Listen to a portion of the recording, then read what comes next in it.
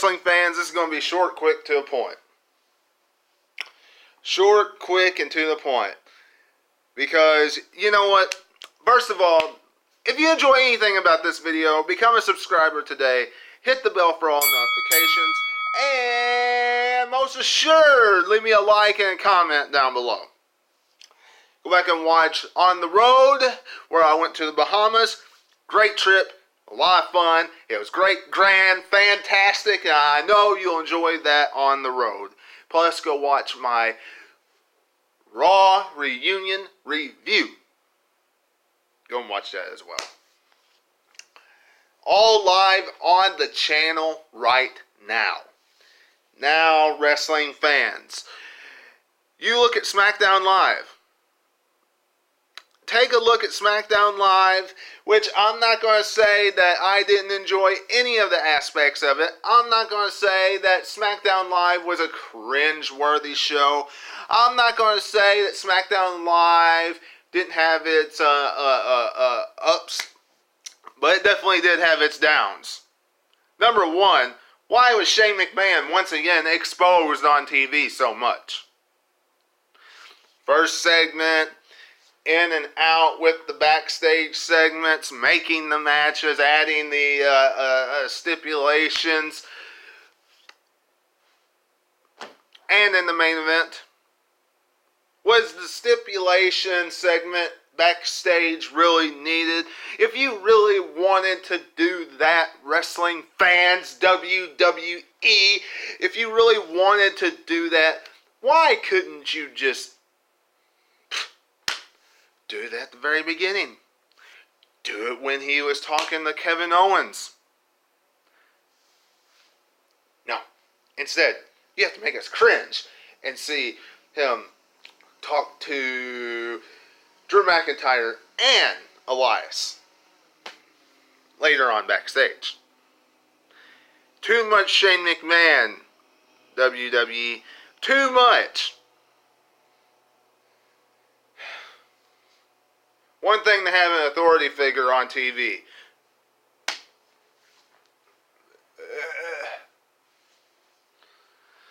Miz, Dolph Ziggler, and Shawn Michaels. You know,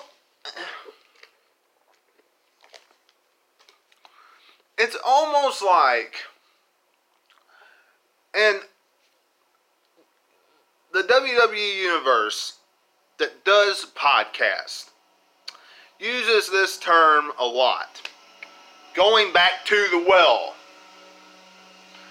WWE is going back to the well. Well, you know, in this instance, you could use that same term. They went back to the well again. And if we see The Miz versus Dolph Ziggler at SummerSlam, that's exactly what's going to happen. Because that was a rivalry that everybody genuinely enjoyed and got behind Dolph Ziggler.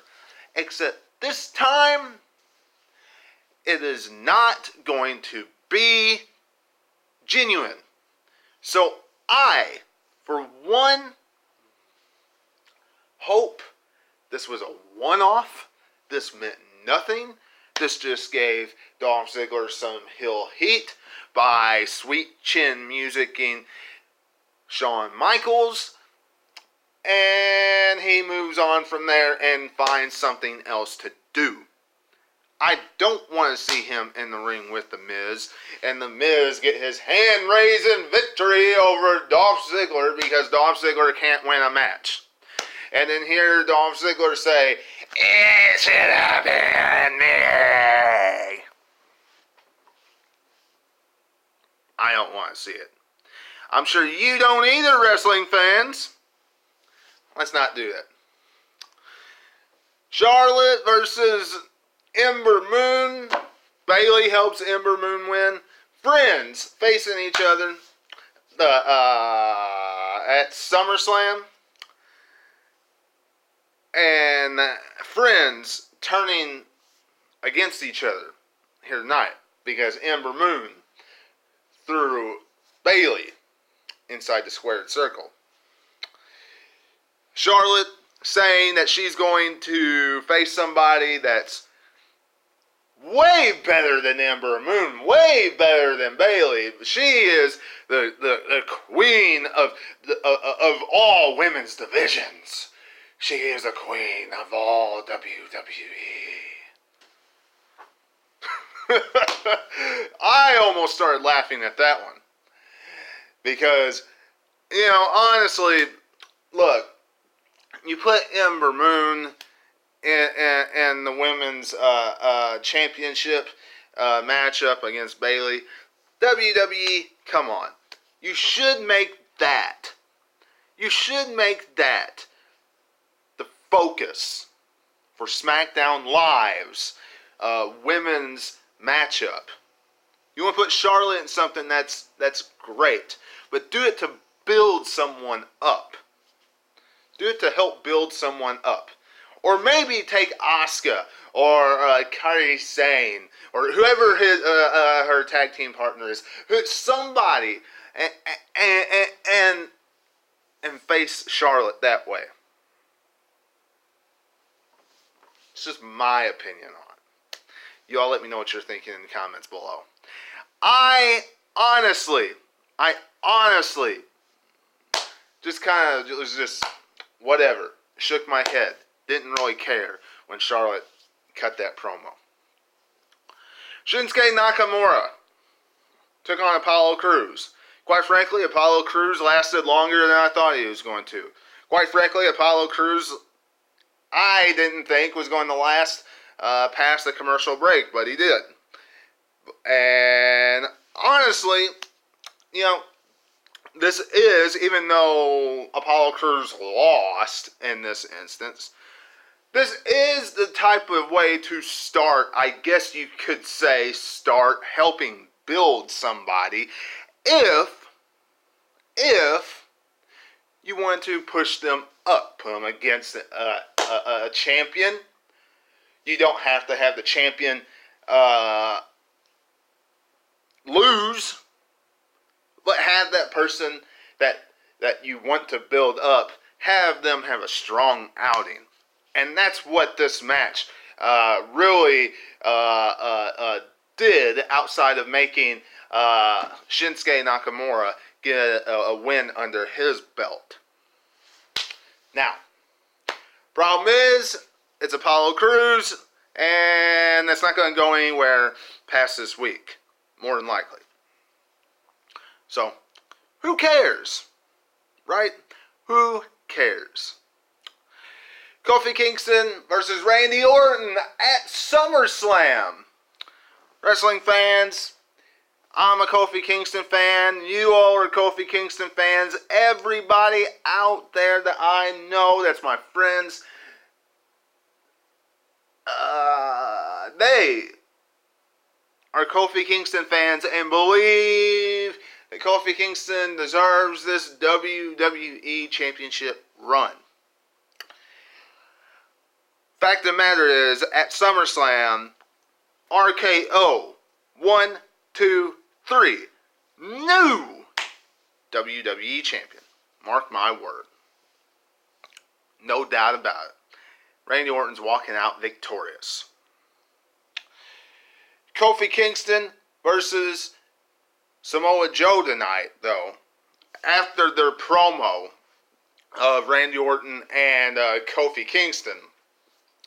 Samoa Joe's out there just to set up the ending, which was a disqualification and trouble in paradise. That was it. That was it. We have Finn Balor taking on The Fiend at SummerSlam. Finn Balor laid down the challenge. Bray Wyatt accepted it. Tonight. Finn Balor, you will lose at SummerSlam. I'm most assured about that. Wrestling fans, to tell you the truth, it'll be a good contest. I know that. Honestly, I was surprised Finn Balor didn't come out there and wrestle. I'm wondering why he didn't. He had his entire wrestling attire on. So I was a little surprised about that. But, it doesn't matter. Bray Wyatt versus Finn Balor at SummerSlam. And, of course, the main event, which really wasn't a main event. Shane McMahon and Drew McIntyre and Elias all down there doing their shtick, their usual junk that heels usually do when they're special guest referees and ring announcers and timekeepers and then you have Roman Reigns and Kevin Owens doing what they usually do when you have the baby faces facing each other. Moves that you would not usually see those particular wrestlers use. Like collar and elbow to high-ups and headlocks and things of that nature. You usually wouldn't see that all that much out of these superstars. What do you see? You see it tonight, so you can get the ref more involved. And then all of a sudden, bam! Chaos, everybody gets involved, disqualification galore, and show goes off the air. In a nutshell, this SmackDown Live was just okay. If you saw it, you saw it. If you didn't, you didn't. Once again, too much Shane McMahon on TV. Once again, reaching back into the well of rivalries that WWE probably thinks is going to work. Except this time, Miz is a babyface, Dolph Ziggler is a heel. We're just not as interested. And that dynamic, and Dolph Ziggler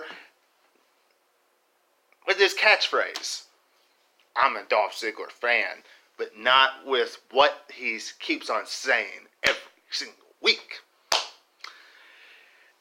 And of course, Kofi Kingston and Randy Orton. That's what we got on SmackDown Live, folks.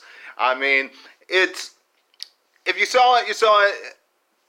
And if you missed it, I wouldn't go back and watch it. You didn't miss anything. Hopefully next week is better.